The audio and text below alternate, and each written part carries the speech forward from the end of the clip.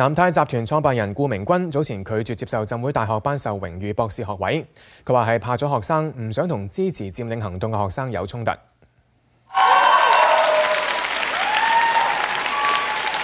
唔少大學畢業典禮近年都成為學生表達意見嘅場地。立法會商務及經濟發展局前局長馬時亨上個月喺嶺南大學接受博士名銜嗰陣，被學生喝倒彩。請你尊重我講嘢嘅權利得唔得呢？各位同學。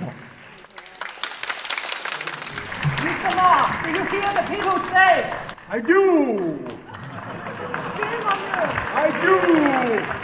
見到呢一幕，曾經向浸會大學捐助1億元嘅商人顧明君都話怕啦，拒絕浸大頒授榮譽工商管理博士學位。我係怕咗，我係驚咗，我係真係怕，我真係驚，我唔想有咁嘅衝突。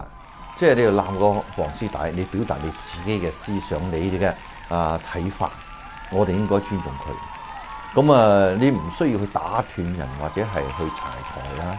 但係咧，最緊要個 point 咧就係話咧，唔可以將自己嘅理想、自己嘅意見強加於人哋身上，強迫人哋接受，呢個絕對唔民主嘅作風。佢話對香港教育前景感到擔憂同心痛，形容學生係俾人利用成為威脅政府嘅籌碼。咁我哋啲學生好無辜嘅喎，佢哋做錯事，我哋有責任㗎。肯定係我哋大嘅教壞佢哋細嘅。禁制令活生生咁樣撕破咗呢個假面具。邊個話識法律？要守法律？你哋罷啦，我返工啦，我如果唔係我炒魷㗎啦咁樣，咁點對得住我哋社會大眾啊？燒起個火頭走人啦！